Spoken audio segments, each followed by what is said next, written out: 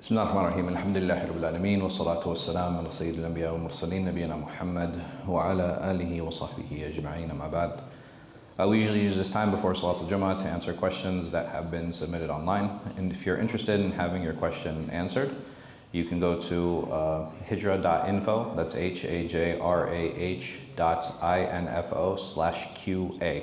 Again, that's hijrah.info/QA and submit your question anonymously, inshallah.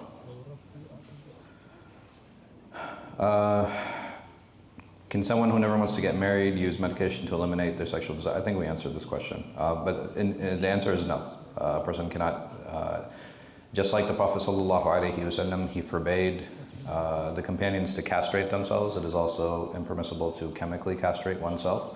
There are a lot of long-term effects that happen with such chemical castrations. This is something that's usually used for punishment for sexual deviants and pedophiles and things. Even when for transgender treatment, some of these are used, and it does castrate them for long periods of time. Can we eat restaurants where pig is served? For example, cheese pizza or halal burger from places that serve pepperoni and bacon.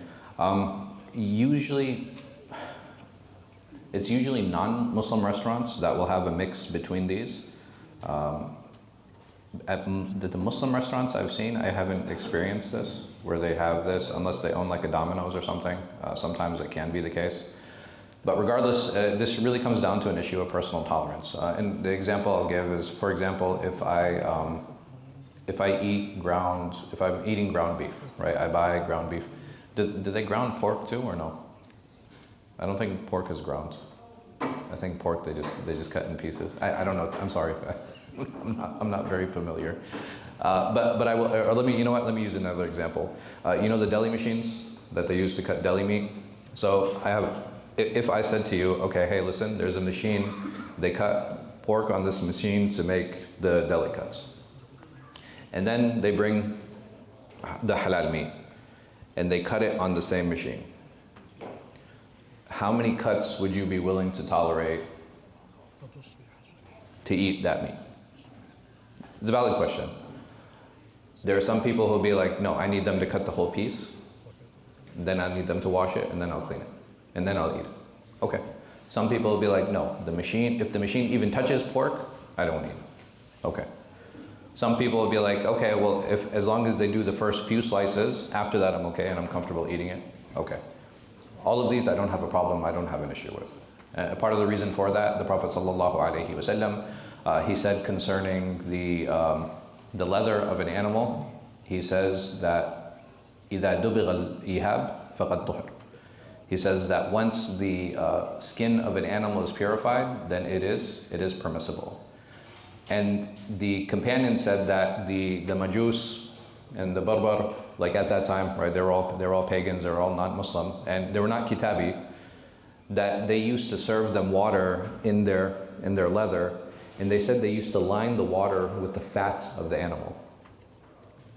And if they lined it with the fat of the animal, right, the fat would have an effect on the water. It wouldn't completely change it, but it would have a small effect. Another example is during the time of the Prophet ﷺ, he said, لا تأكلوا يعني من آنية الكفار or آنية المشركين. Yani don't eat from the containers and the vessels of the mushrikeen, of the pagans. Why? Because their meat is not halal for us, right? So if a pagan mushrik, if they sacrifice and they slaughter, we can't eat it. It's haram for us. And he ﷺ, he said to wash it. But if I use water on fat and oil, what happens to the fat and oil? Right, it stays, right? Mostly it stays. He didn't say, oh, take sand and then take turab and wash it 7 times, right? Even though we have commands for that. Those commands are for what? For dogs, right? When they lick in a bowl, the Prophet ﷺ said wash it 7 times. The first time, with turab or with dirt. He didn't give that same order when it came to these vessels. He said wash it with water. He didn't say wash it with soap. He didn't say wash it with sand. He said wash it with water. Meaning that in the Sharia, there is a tolerance for some of these things. And it's very important for us, again, and I know I emphasize this time and again, the Sharia is not absolute. It's not. There has to be some room to navigate. And the easiest example I give of this is that the Prophet ﷺ, he gave us the choice between dry wiping and wet wiping when we go to the bathroom. So after I relieve myself, I can either wash, or I have a choice. As a Muslim, I'm not obligated. I have a choice to use toilet paper, and I can wipe dry. What does that mean? That means that there's going to be najasa that's left. And if I understand that there's najasa left, whether it be dry, and there's less najasa when it's wet, but it doesn't remove 100%. Again, it's important for us to understand as Muslims that there is a tolerance for things. Another good example of this is like, oh, when I go to barbecue at parks, I don't know what the person before me had barbecued. Yes? Some people, they say, listen, I'm going to use aluminum foil. Some people say, I'm going to bring my own barbecue. And that's your right, right? Like, I'm not here to dictate on what you feel comfortable with. I'm here to dictate and tell you these are the Sharia opinions. And whatever you are more comfortable and most comfortable following, that's up to you. Some people might say, okay, well, once I put the coal and I burn and the temperature gets up to a point, it's going to burn the fat and it's going to burn the oil. And anything that is burned, it doesn't have the same hukum anymore. Once fat burns, it is no longer fat, it's char. And char does not have the same ruling as the fat. And they'll say, once it burns off, it's permissible for me to cook on. Again, you do what is most comfortable for you. I'm not here to dictate. I'm only here to tell you that if a person wants to cook on it, this is their reasoning. If a person wants to put foil on it, this is their reasoning. If a person wants to avoid it completely, this is their reasoning. I'm only saying that the Sharia allows for all of these. And the same thing applies to if I go to these different restaurants, some people will be like, oh, well, doesn't the fat of the animal get on this? Oh, aren't there halal options? You know, isn't it better? I'm not here to talk about what's better, because better is a personal choice. I'm only here to give a choice. That's my job. To say, can I eat like this? Yes, you can. That's the summary answer.